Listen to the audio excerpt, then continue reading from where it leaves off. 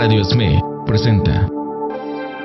Las opiniones vertidas en este programa son responsabilidad única y exclusivamente de quien las emite. ML Medios y Radio ESME presentan.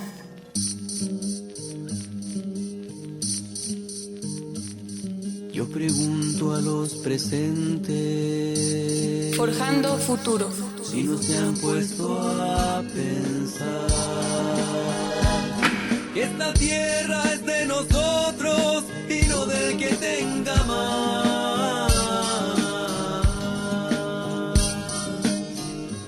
Un programa para promover la acción y reflexión en torno al acontecer político, nacional e internacional.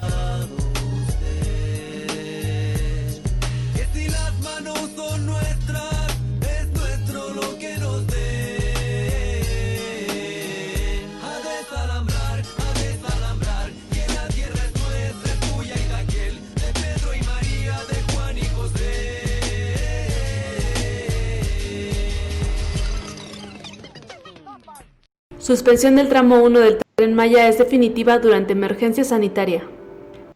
Este 22 de junio, la juez segundo de Distrito de Amparo y Juicios Penales Federales del Estado de Chiapas determinó conceder la suspensión definitiva del tramo 1 del Tren Maya durante el periodo de la pandemia a un grupo de personas pertenecientes al pueblo Chol de las comunidades de Palenque, Salto de Agua y Ocosingo. Desde el pasado 7 de mayo presentaron una demanda de amparo contra el presidente de la República, Andrés Manuel López Obrador, el secretario de Salud Federal, Jorge Alcocer, y el director general del Fomento Nacional de Fomento al Turismo, Rogelio Jiménez Pons, por el acuerdo del 6 de abril y el decreto del 23 de abril, mediante los cuales se determina la continuación del proyecto Tren Maya a pesar de la pandemia de COVID-19. A partir de esa fecha, la juez de distrito concedió la suspensión provisional. Sin embargo, de acuerdo con el comunicado de la AC, Indignación, Promoción y Defensa de los Derechos Humanos, fue revocada por los magistrados del Tribunal Colegiado en Materia Administrativa con sede en Tuxtla Gutiérrez, con el argumento de que el riesgo de contagio por COVID-19, derivado de los trabajos del tren,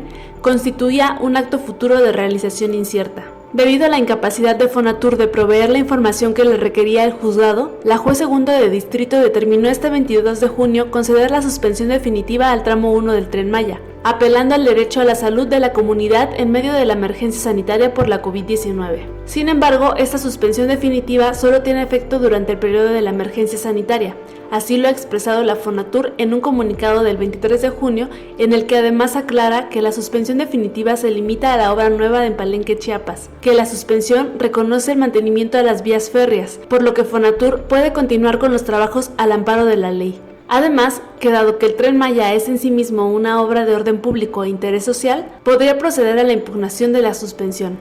En entrevista con Luis Hernández Navarro, la abogada Magdalena Gómez, especialista en derechos indígenas, expresó que el director de Fonatur, Rogelio Jiménez Pons, dijo a una comunidad: "A ustedes les va a quedar muy cerca su trabajo, incluso si quieren ir a pedir limosna también les va a quedar muy cerca". Hasta el momento, las y los ciudadanos de México no conocemos el proyecto madre del Tren Maya, pese a que el pasado 1 de junio se ordenó el inicio de las obras para su construcción. Este 16 de junio, Fonatur presentó la manifestación de impacto ambiental tan solo de los tramos 1, 2 y 3 del Tren Maya, lo que demuestra una vez más la violación al derecho a la consulta previa e informada de las comunidades.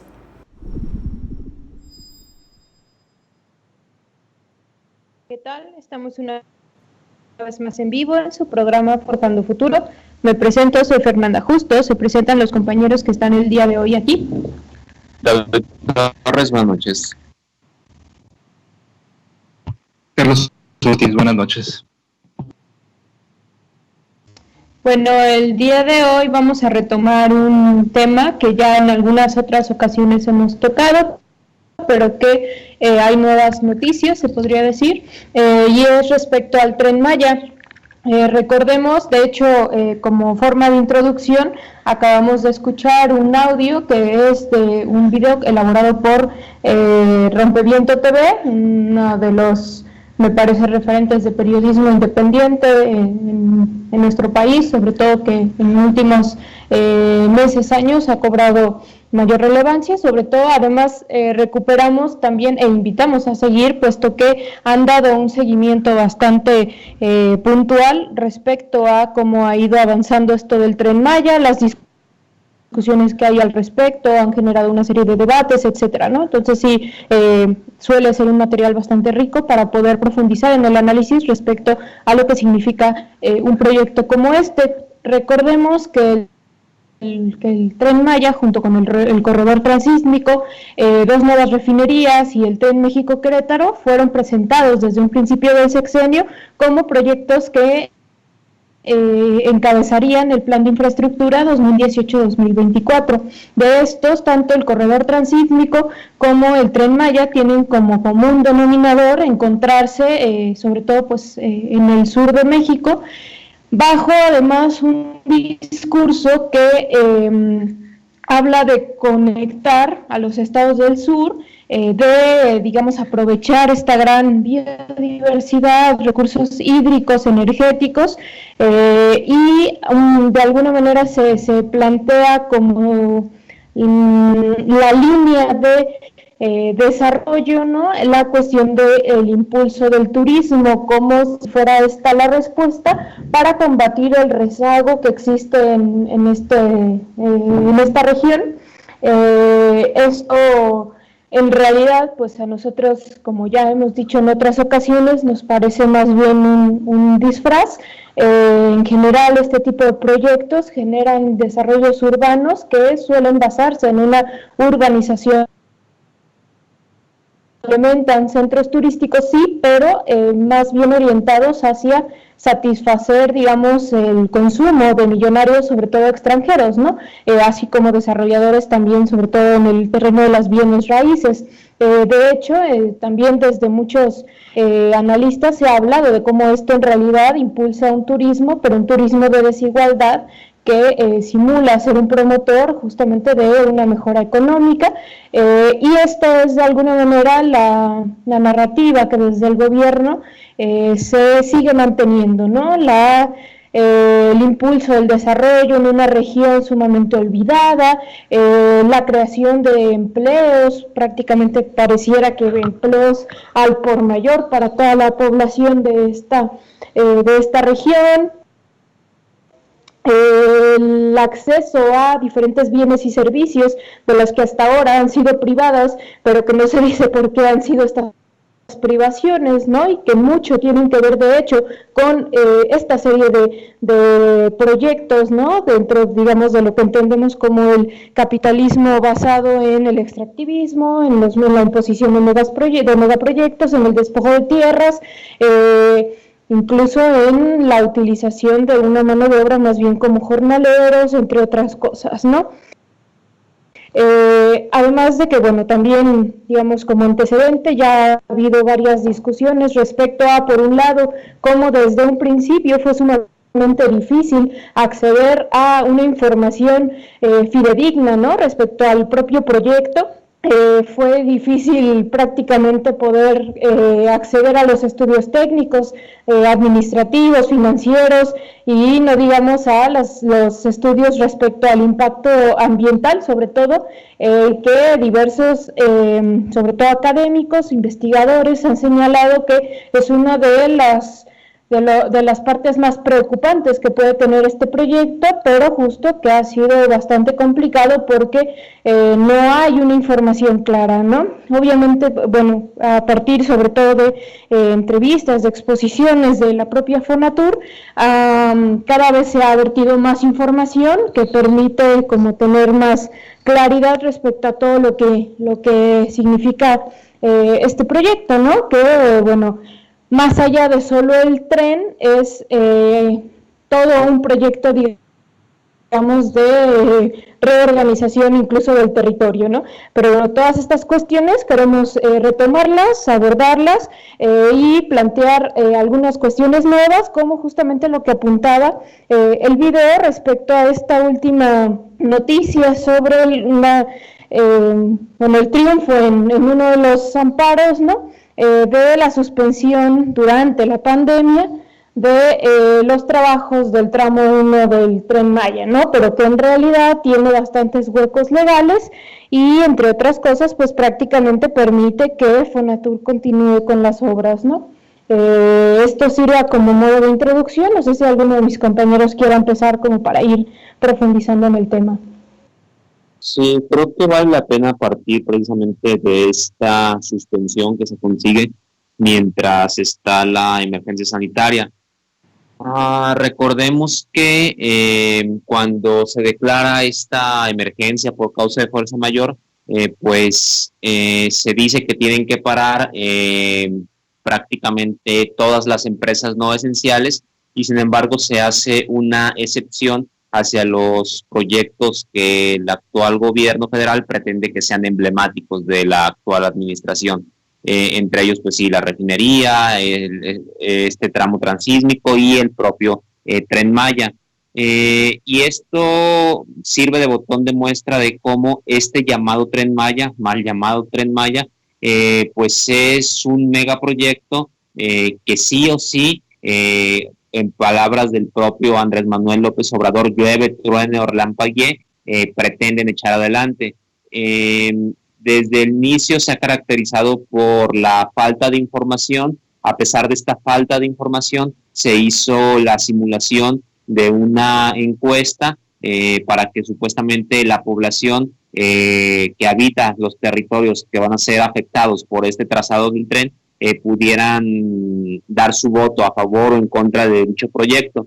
Sin embargo, son numerosas las denuncias de cómo pues la información que se les dio a los pobladores fue de lo más escasa. Se enfocaron únicamente en supuestos beneficios y nunca se les informó sobre los potenciales daños que puede traer esta obra y que seguramente traerá de llevarse a cabo.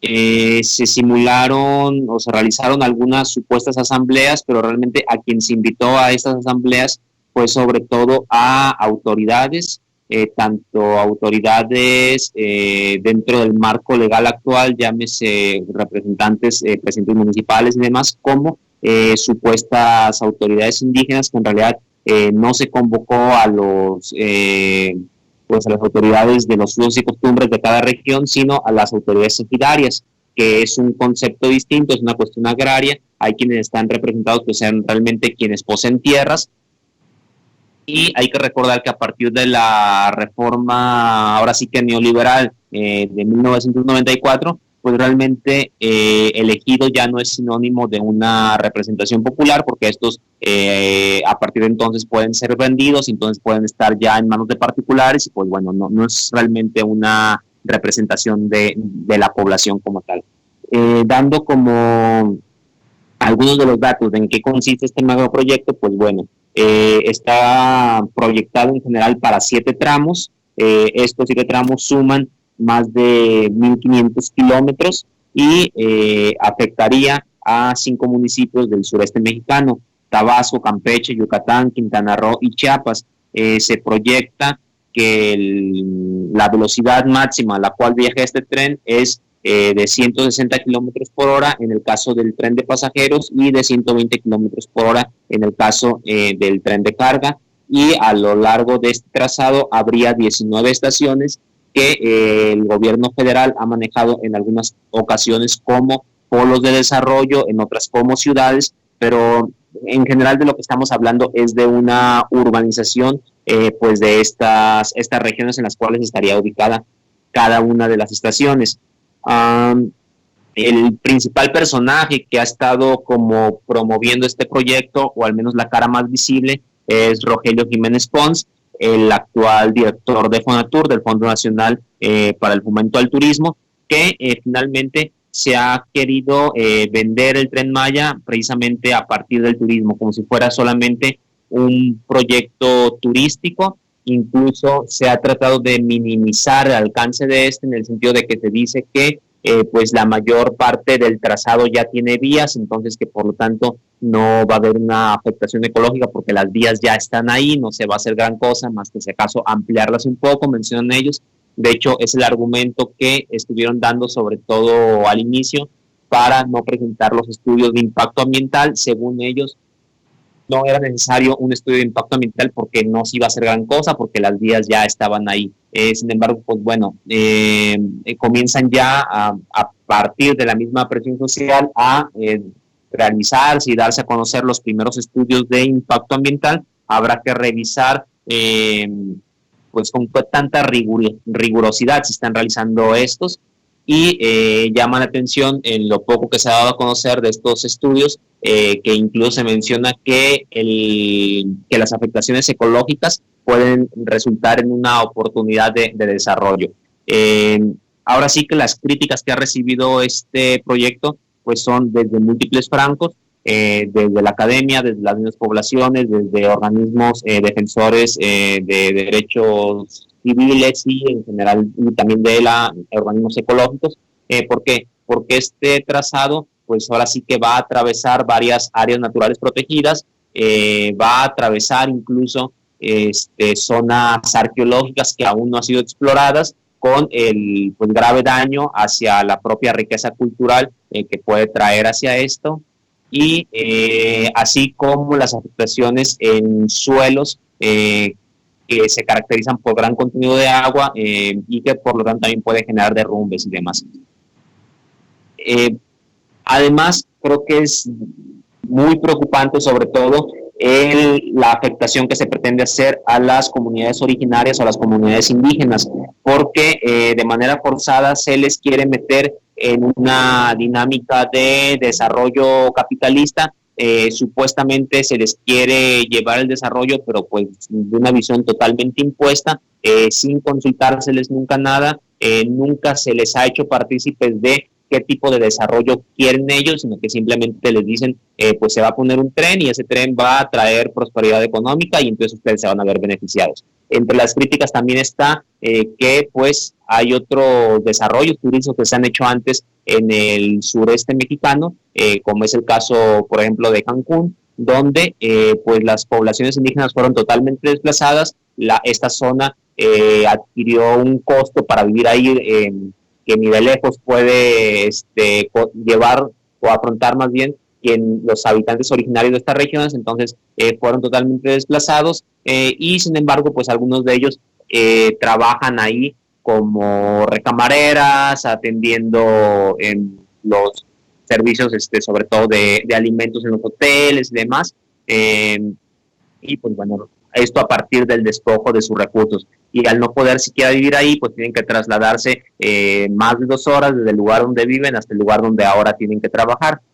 Ante estas críticas, las respuestas del director de Fonatur han sido sobre todo en el sentido de que, según él, esto no ocurrirá en esta ocasión, que lo que se hará es algo que él denomina transferencia se me fue el título, pero bueno, transferencia de potencialidad, menciona él. Pero a grandes rasgos lo que dice es que se van a propiciar la conformación de fideicomisos para que los ejidatarios, por ejemplo, no tengan que vender sus tierras, sino que puedan ser partícipes de este nuevo desarrollo económico. Pues nuevamente es imponerles un proyecto que viene desde fuera.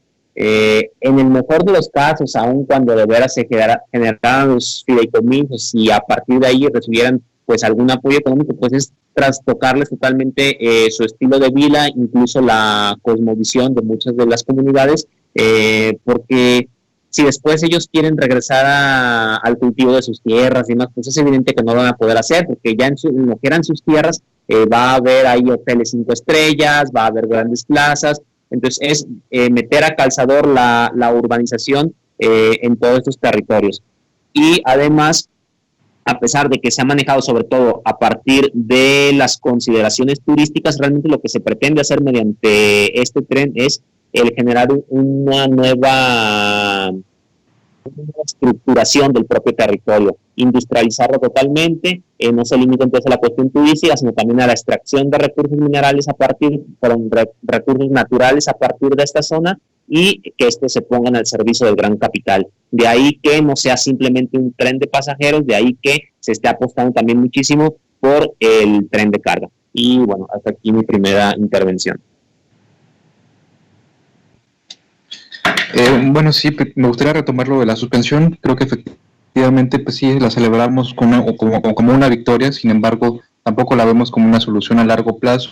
De hecho, esta suspensión, esta medida, es simplemente para mantener las cosas como actualmente están hasta que termine el juicio. Y de hecho, esta suspensión ya fue impugnada o recurrida pues por la autoridad federal para revocar esta decisión y que se continúe con el Tren Maya. Y como efectivamente comentaba Fer, pues de igual manera pues se pueden continuar con los trabajos de rehabilitación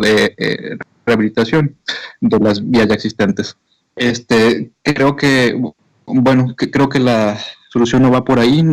No creo que los tribunales puedan apoyar esa determinación en cuanto a suspender el Tren Maya. Creo que ya este es un proyecto sumamente impuesto. De hecho, pues lo vemos desde que se define como actividad esencial la construcción del Tren Maya, ¿no? Como si eso fuera algo inmediatamente relacionado con la vida, ¿no? Y bueno, pues creo que también comparto el cuestionamiento que hace David respecto a cómo se llevó la consulta, cómo se le da autoridad moral a ciertas autoridades formales de estas comunidades, por ejemplo, las autoridades ejidales, que lamentablemente luego de un largo proceso han sido también cooptadas, han sido corporativizadas a manos del poder, ¿no? Siendo, pues, la autoridad ejidal pues una figura de autoridad que está normada por la ley, pues es fácilmente cooptable por el poder, ya que, bueno, se pueden condicionar quizás apoyos a cambio de favores políticos, ¿no? Entonces yo también concuerdo con que no siempre las autoridades ejidales representan a toda la comunidad. Es más, los ejidatarios suelen ser una porción muy pequeña comparada con toda la población de una comunidad. Realmente a veces ya funcionan como sociedades, como empresarios, a veces los ejidos, ¿no? Ya no es una institución verdaderamente democrática, como sí lo fue a lo mejor durante su creación, ¿no? Sin embargo, que ya tenía la semilla para su corporativización a manos del poder, ¿no? Y bueno, pues también concuerdo con que este es un proyecto desarrollista, extractivista, que no ofrece una solución a las carencias que sí se tienen pues en el sureste, ¿no? Ofrece pues proletarización, ofrece destrucción de la vida y del medio ambiente. Sin embargo, pues eso no va a darle solución pues a las personas que viven ahí. Creo que al contrario, pues lo sometería pues a la mecánica y la dinámica que se vive en las ciudades, que pues, ofrecen empleos precarios finalmente. También, bueno, se cuestiona mucho pues, que se tirarán 400 hectáreas de selva y pues que este efecto se pretende sustituir con el programa Sembrando Vida. Pero el programa Sembrando Vida no pretende restituir selva, pretende quizás hasta destruir selva, porque lo que se pretende es plantar árboles frutales a manera pues, de casi que de negocio. Y bueno, hasta ahí cierro mi intervención. Sí, hay varios aspectos que me gustaría también retomar de lo que han comentado, entre ellas, bueno, quizá comenzando, ¿no?, con esto de que en realidad el Tren Maya no es únicamente el tren. De hecho pareciera que el centro del proyecto son más bien este desarrollo de centros urbanos que se va a dar sobre todo alrededor de las estaciones. ¿Qué tipo de, o uno de los cuestionamientos que más se ha presentado es justamente qué tipo de empleo va a ofrecer esto, ¿no? ¿Qué tipo de desarrollo, de bienestar es el que se pretende llevar a las comunidades, ¿no?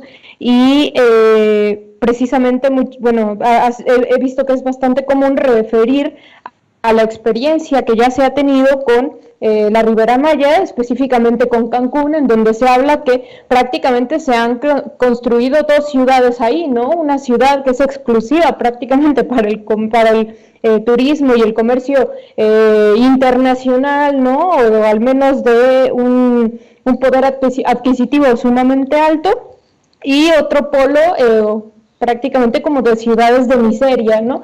En donde, como bien comentaba David, pues prácticamente los empleos a los que se tiene acceso, pues es más que otra cosa de servicios dentro de este gran eje que es el turismo, ¿no?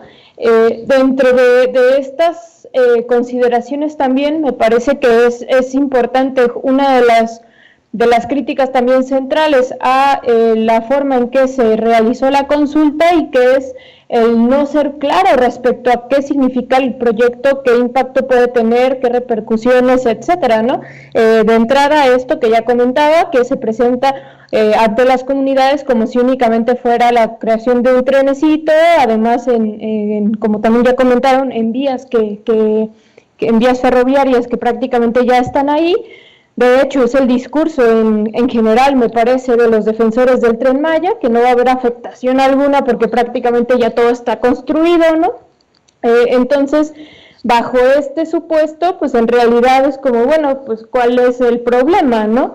Y sin embargo, por ejemplo, me parece bastante interesante que el propio CONACYT, o dentro del CONACYT, se conforma un equipo de alrededor de 30 investigadores que justamente se dan a la tarea de estudiar las afectaciones de los 1.500 kilómetros que comprende el proyecto, tanto en las estaciones, las ciudades y pueblos por los que va a pasar el tren.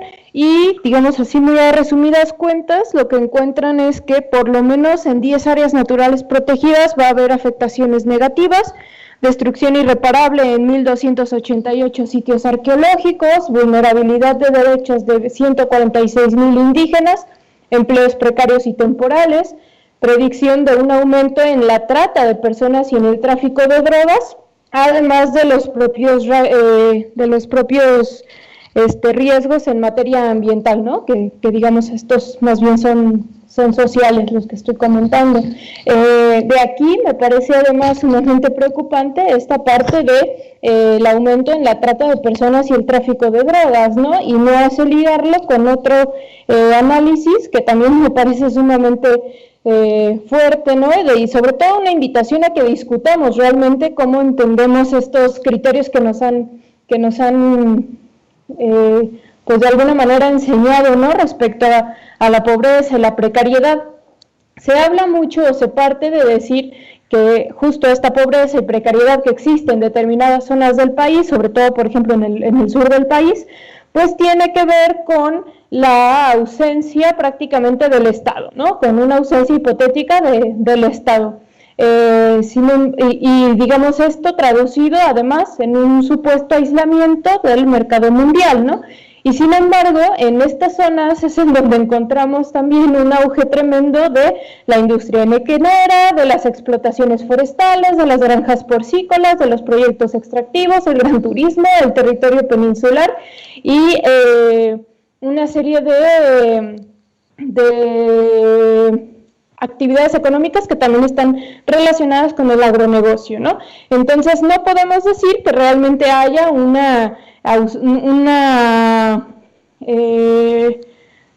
aislamiento de estas zonas con el mercado internacional. De hecho, al contrario, ¿no? Parece que están sumamente ligados. Y por otro lado, tampoco podemos hablar de que realmente hay una ausencia del Estado, ¿no? Podemos referir simplemente a la presencia por parte de, por ejemplo, la regulación de la vida ejidal, que ya comentaban también los compañeros, y que además es otra de las cuestiones que están aquí, ¿no? En donde hacer referencia a ejidos, hacer referencia a una forma de tenencia de la tierra, y en cambio el asunto de consultar a las comunidades indígenas tiene que ver con otras cosas totalmente, ¿no?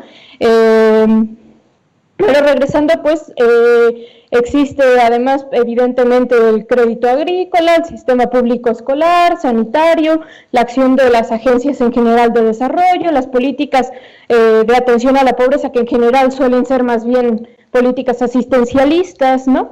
Las redes de agua potable, eléctrica, carretera, etcétera, ¿no? El problema más bien es no la ausencia de estos, sino la orientación, las modalidades que estas mismas han asumido, ¿no? Entonces se refiere a que más bien entonces la pobreza, esta precariedad, no tienen tanto que ver con la ausencia del Estado, sino con el tipo de acumulación de capital en que el Estado y el mercado han de alguna forma actuado juntos, pues, para fabricar prácticamente obras a partir del despojo, de la devastación de recursos naturales y de territorios en general, ¿no?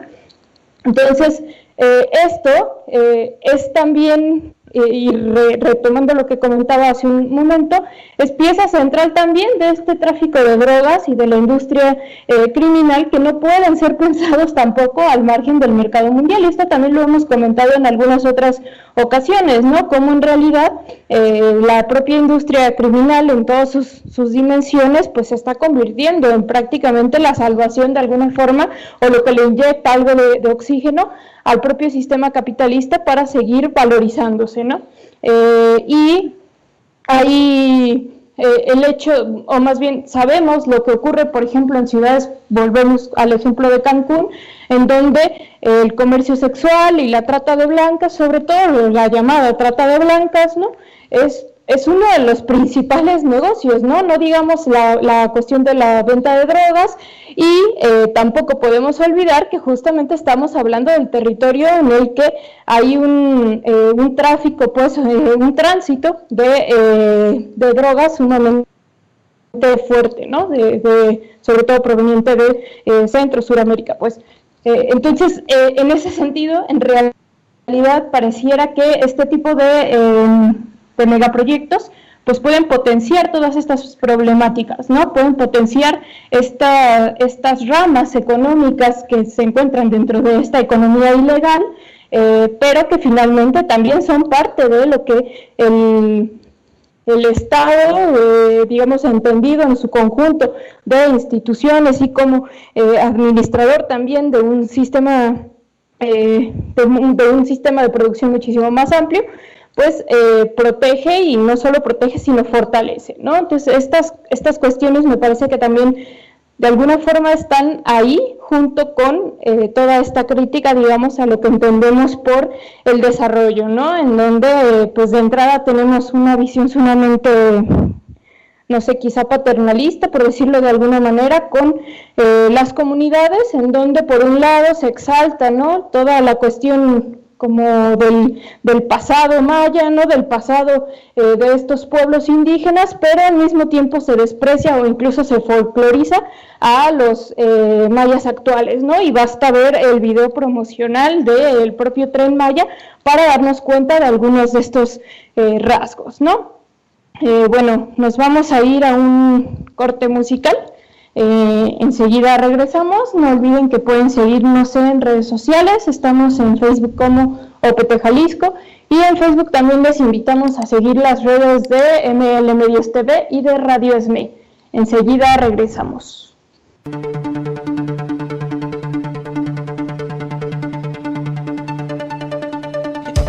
En un momento regresamos con Forjando Futuro.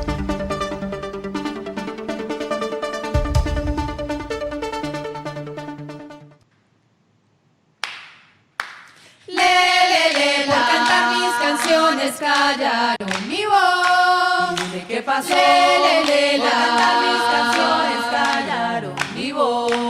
Y todo el mundo vio. Por cantar mis canciones callaron mi voz. ¿De qué pasó? Por cantar mis canciones callaron mi voz. Y todo el mundo vio.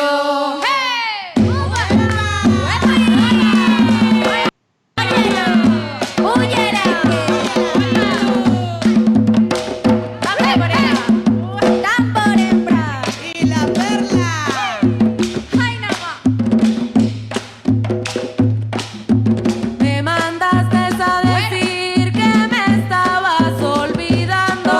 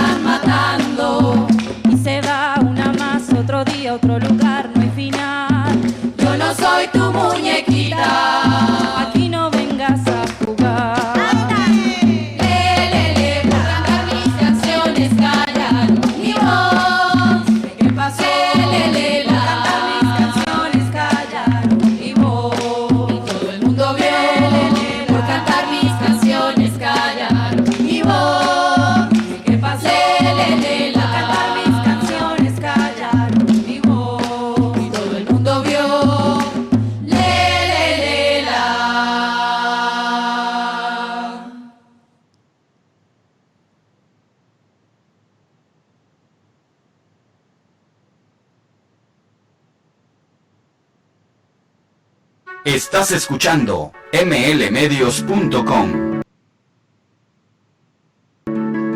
Hola, soy Patricio Ortega, arquitecto de profesión y carpintero.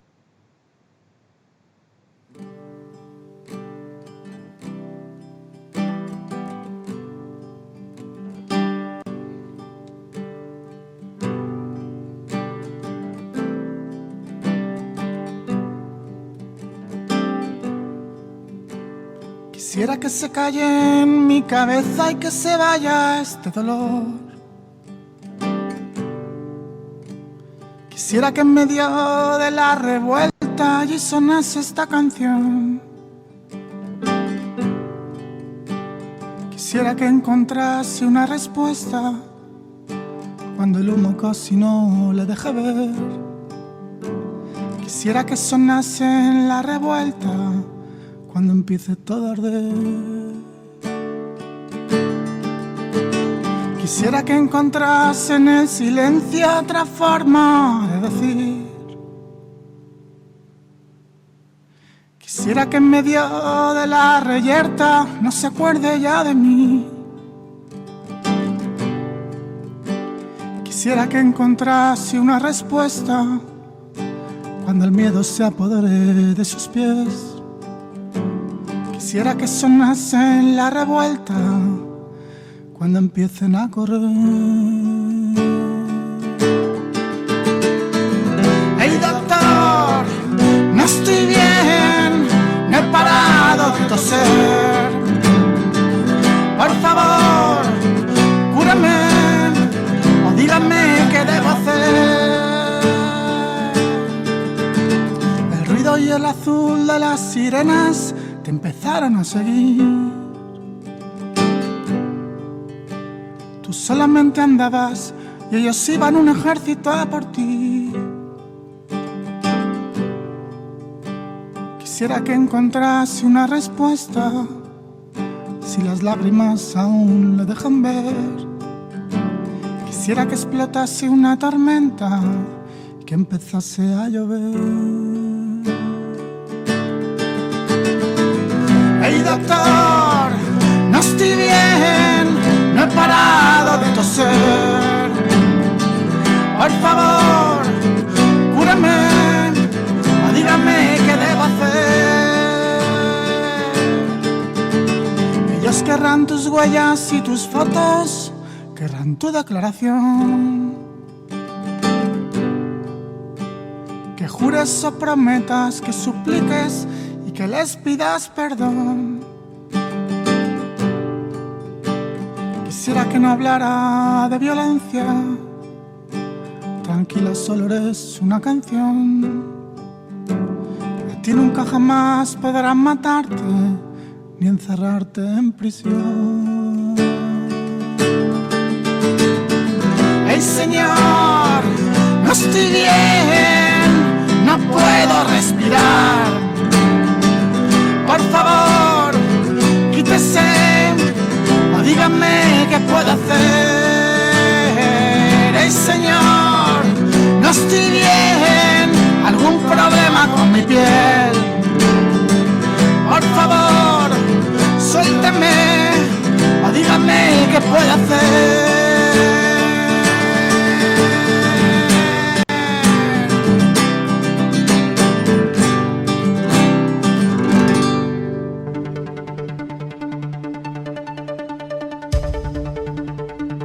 Estás escuchando Forjando Futuro. Ya regresamos.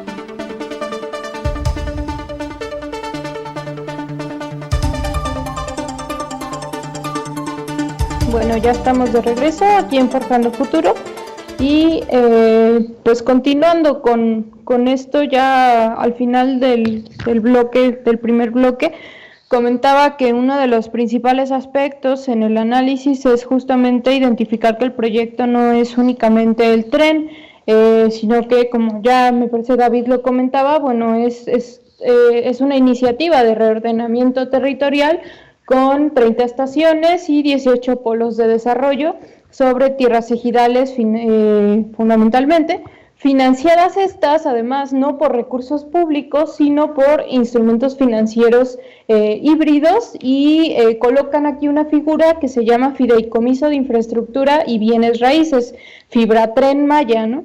Esta figura, bueno, según la propia Bolsa Mexicana de Valores, las fibras son vehículos destinados al financiamiento para la adquisición y o construcción de bienes inmuebles que tienen como fin su arrendamiento o la adquisición del derecho a recibir los ingresos provenientes del arrendamiento de dichos bienes. ¿En qué se traduce esto? Bueno, el propio titular de Fonatur ha expresado en algunas ocasiones que de lo que se trata es no de quitarles la tierra a en este caso a los ejidatarios, pero digamos en general a la población por donde va a pasar el Tren Maya, sino invitarlos a convertirse en socios, ¿no? Entonces, además, ya esto de entrada, pues es desde esta perspectiva del propio desarrollo capitalista mercantil, ¿no? Pero bueno, más allá de eso, en teoría de lo que se trata es de que los propios ejidatarios, por donde va a pasar el Tren Maya, en vez supuestamente de vender su tierra, bueno, la van a digamos, como incluir dentro del fideicomiso, para con esto hacerse socios de la empresa, como cualquier otro socio. Ellos, digamos que el capital que van a aportar va a ser precisamente esa tierra, y que, bueno, pues finalmente, en teoría, pues esto, además de que depende de la propia bolsa de valores, va a generar pérdidas o va a generar ganancias, ¿no? Esto plantea además ya una serie de cuestiones. Una de ellas es que, bueno, en caso de que ellos se arrepintieran, pues prácticamente no pueden recuperar esas tierras, porque esas tierras van a ser utilizadas para construir las estaciones, para poder montar estas ciudades de desarrollo, estos centros de desarrollo, etcétera, ¿no? Entonces prácticamente pues sí es despojarlos de la tierra. Y por otro lado, pues que lo más probable es que en realidad haya una presión para que los dueños mayoritarios de las acciones pues se queden también con esas pequeñas acciones que van a tener algunos pobladores, ¿no? Que me parece que se han visto ya en la historia de México pues otros ejemplos de que esto pues realmente no funciona, ¿no? Y que en realidad parece más bien un escenario que puede constituir un total despojo de la propiedad social, ¿no?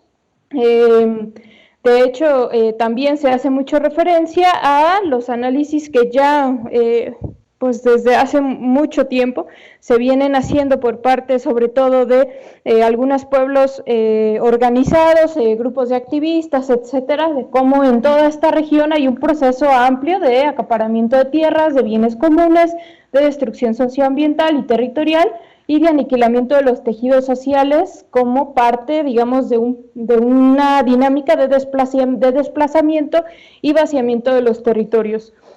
Otra de las cuestiones que me gustaría también abordar es justamente esto de que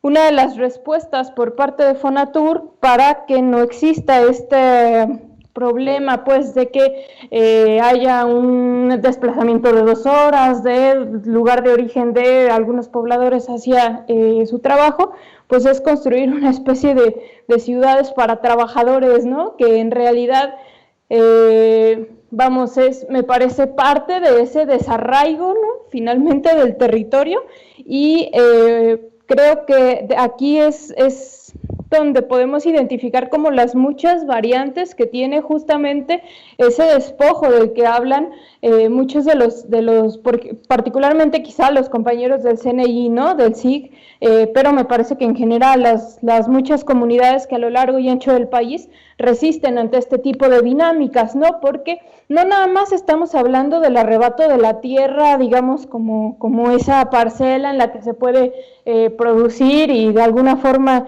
vivir pues más o menos con lo que esencialmente se pueda necesitar, ¿no? Sino que implica pues sí, dinámicas muchísimo más profundas en donde hay toda una destrucción de la identidad, de ese vínculo, ¿no? con todo lo que te rodea, además porque este concepto del territorio que manejan las comunidades no es nada más la tierra, ¿no? Sino que se incluye toda la historia del propio pueblo, de la comunidad, ¿no? Se incluye recursos como el aire, como los árboles. Pues hay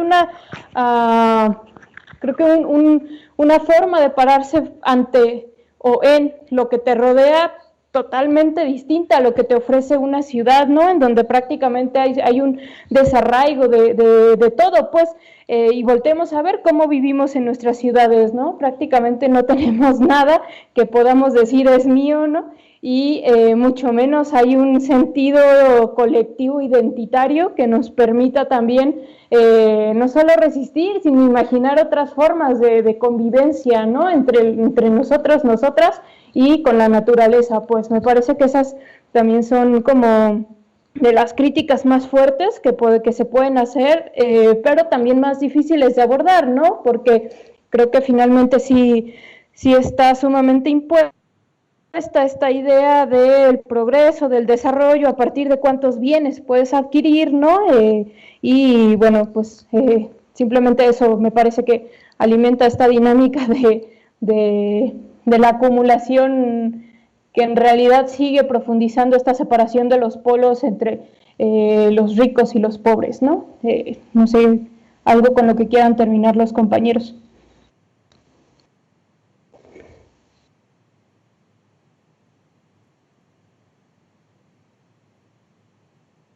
No. Bueno, sí, bueno, como queda poco tiempo, creo no quiero dejar pasar la oportunidad para hacer una denuncia, saliéndonos del tema que estamos abordando el día de hoy, pero que realmente se relaciona bastante. Se ha estado dando a conocer, de hecho las noticias han salido de manera lenta y todavía de forma imprecisa sobre cómo ocurrieron los hechos, pero es muy lamentable y muy condenable que nuevamente ocurre una masacre pues aquí en México. Específicamente en la noche del pasado domingo 21, en la madrugada del lunes, ocurrió en una comunidad en Oaxaca, en San Mateo del Mar. Aquí, sobre todo fue eso contra el pueblo Ícodo, pueblo Guave, que se ubica en esas regiones, en las comunidades de San Mateo del Mar, de San Francisco del Mar y de San Dionisio del Mar. Se habla de 15 personas asesinadas, torturadas, parece ser, son 13 hombres y 2 mujeres.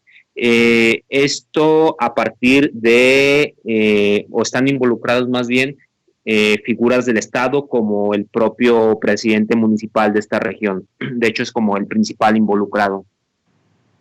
Es un conflicto que lleva ya varios años, principalmente entre la Unión de Agencias y Comunidades Indígenas ICOTS, que pues algunos investigadores lo rastrean a partir sobre todo del 2012, cuando estas comunidades se oponen a la instalación de un megaproyecto eólico de generación de energía eléctrica a partir de la fuerza del viento por parte de la empresa Prenal. Posteriormente, logran también expulsar de este territorio a una segunda empresa, que es la empresa Mareña Renovables, que pretendía instalar 104 aerogeneradores. Y después nuevamente se detona bastante el conflicto en 2017 y en 2019, esto a partir de las elecciones, donde pues quienes quedaron entonces como presidentes municipales pues llegaron al cargo mediante la compra de votos, mediante el embarazo de urnas, presionando para que se firmaran actas electorales pues con información falsa. Esto ocurrió en 2017 y el Instituto Electoral allá en Oaxaca dio el reconocimiento a este presidente municipal y se repitió las mismas prácticas y el mismo reconocimiento por parte del Instituto Electoral en 2019, que es el que actualmente ocupa el cargo, el presidente municipal Bernardino Ponce Hinojosa. A partir de las propias protestas de la población, pues no se ha permitido que este personaje despache o haga sus funciones en la presidencia municipal. Entonces, pues lo hace desde su casa, desde su domicilio particular. Sin embargo, pues bueno, igual recibe los recursos públicos, e igual hace un uso indebido de ellos. Ante esta y otras situaciones, pues los pobladores han venido organizando varias asambleas, y de hecho esta masacre ocurre precisamente cuando pretendían realizar una asamblea comunitaria. De manera inicial, por ejemplo, la versión oficial por parte del gobierno es que la masacre ocurre porque los pobladores se niegan a detenerse ante un de estos retenes por la contingencia para revisión de temperatura, sanitización y demás. De por sí es, bueno, aun cuando fuera cierto esto, no es ninguna razón para que hubiera ocurrido una masacre así, pero bueno, realmente conforme a un comunicado que saca la propia Unión de Agencia y Comunidades Indígenas, lo que mencionan ellos es que alrededor de 200 pobladores se trasladaban en 20 camionetas hacia dicha asamblea, y entonces en donde estaba ubicado este retén, lo que ocurre es que sujetos armados comienzan a disparar contra los carros, pues salen huyendo, los pobladores van a la cabecera municipal, hay 6 heridos, a que se les dé atención a los heridos, se pide el apoyo a la Guardia Nacional para poder realizar la asamblea. De hecho ya con antelación se había pedido en múltiples ocasiones el apoyo de la Guardia Nacional, no habían respondido. Ante estos hechos acude la Guardia Nacional, se comienza a desarrollar la asamblea, sin embargo nuevamente está este ataque por parte de grupos armados, pues lógicamente la población sale huyendo. Aquí lo grave es de que no solo la población, la propia Guardia Nacional sale huyendo. Entonces se tiene fotografías de 15 cuerpos en el suelo, de quienes fueron asesinados, tienen marcas de haber sido agredidos con machetes, de haber sufrido quemadura, incineración, de haber sido golpeados con piedras. Es hasta 24 horas después que las autoridades acuden a hacer el levantamiento de los hechos, a comenzar la investigación, y bueno, se nos acaba el tiempo, pero pues aquí la denuncia y la exigencia de justicia para estas víctimas, de que cesen estas agresiones, de que no se puede asesinar a los pobladores simplemente por estar defendiendo su territorio, como lo están haciendo actualmente, por ejemplo, nuevamente contra la imposición de un megaproyecto eólico, esta vez a partir de o en contra del empresario Leoncio Arroyo Rodríguez, quien también está muy metido en todo este impulso económico que pretende tener a partir de la construcción, el paso ahí del corredor transísmico, otro de los proyectos emblemáticos de esta cuarta transformación.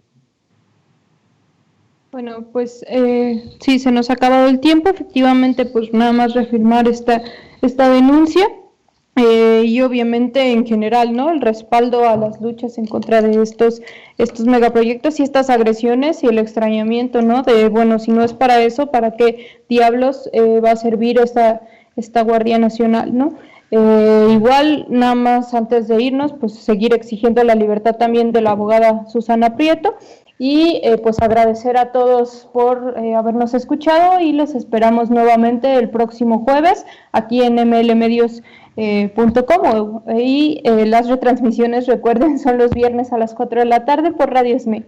Muchas gracias y hasta la próxima. Forjamos futuro organizándonos, resistiendo, escuchando y caminando. Forjamos futuro cuando decidimos no soportar más la realidad que nos imponen y decidimos transformarla. Les esperamos en la próxima emisión. Entre el caos y la miseria, entre el cielo y la tierra, entre el corazón y la música, es la voz de la conciencia.